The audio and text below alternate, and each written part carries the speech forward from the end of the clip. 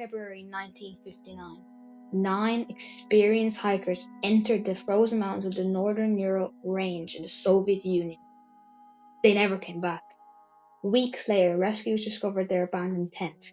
It had been slashed open from the inside. The hikers had fled into the darkness, barefoot, wearing little more than their underwear. Some froze to death, others suffered devastating injuries. And even after decades of investigations, nobody can say for certain what happened on that mountain. This is the Dyatlov Pass incident. The group consisted of 9 hikers. Most were experienced and skilled survivalists. Their leader was 23-year-old Igor Dyatlov. The expedition was considered difficult but never impossible. They were not amateurs. They were students and graduates with years of experience navigating harsh wilderness. Their goal was to reach a remote mountain known as Otorten. The journey would earn them a prestigious hiking certification. On January 23, 1959, they began their expedition. None of them knew they were heading into one of history's greatest mysteries. The expedition progressed normally. The hikers traveled by train, truck, and eventually on skis. One member became ill and turned back early. His decision likely saved his life. The remaining 9 continued deeper into the wilderness. As days passed, weather conditions deteriorated. Strong winds swept across the mountains. Visibility became increasingly poor. Yet, the group's journals and photographs showed them high spirits. They laughed, they sang, and they documented their adventure.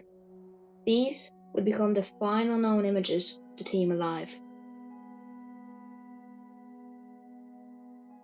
On February 1st, the group reached the slopes of a mountain known locally as Kholat Syakhl.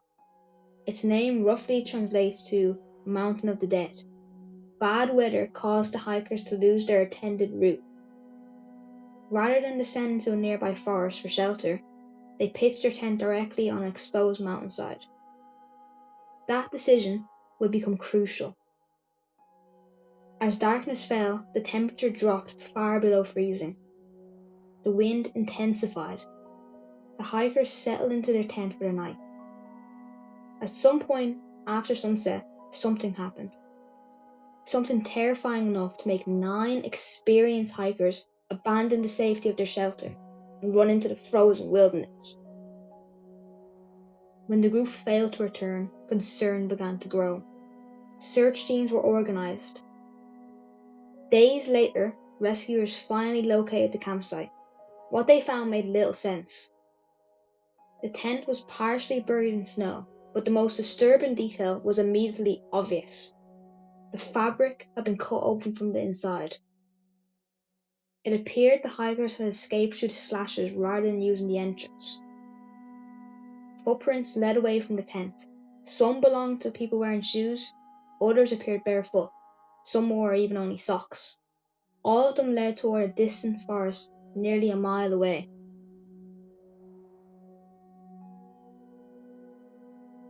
At the edge of the forest, rescuers found the first 2 victims. They were lying beneath a large cedar tree. Both had died from hypothermia. Nearby evidence suggested they had attempted to build a fire.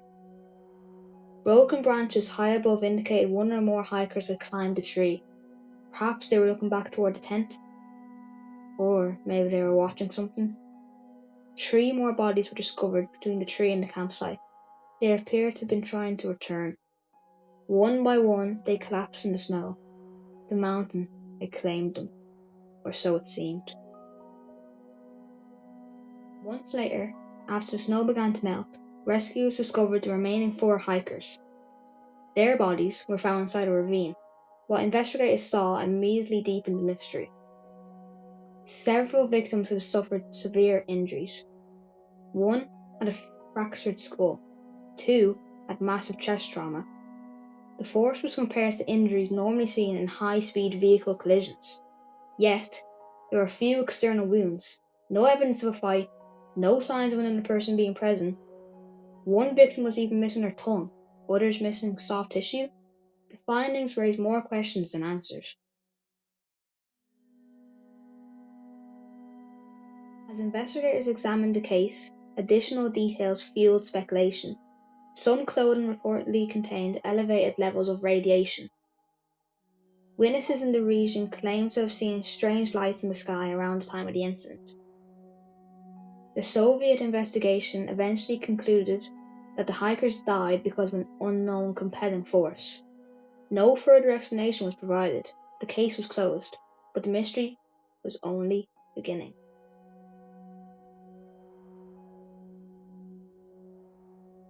Over the decades, countless theories emerged. An avalanche, military testing, secret weapons experiments, catabolic winds, infrasound-induced panic, even paranormal explanations involving creatures and aliens, and cults. Most theories explain some evidence, none explains everything. Modern investigations have suggested a small avalanche may have triggered the hiker's fleet's tent. Yet many researchers remain unconvinced. The injuries, the strange behaviour, the unanswered details, they still continue to fuel debate to this day. More than 60 years later, the Dyatlov Pass incident remains one of the most unsettling mysteries ever recorded. 9 experienced hikers, 1 frozen mountain, and a night that nobody survived to explain. Perhaps the truth lies buried beneath the snow. Perhaps it died with the hikers themselves. But until every question is answered, the mountain remains silent, and the mystery of Dyatlov Pass remains open. If you enjoyed this case file from Classified Cases, subscribe for more real mysteries, disappearances, and unexplained events from around the world. And remember, some stories are buried for a reason.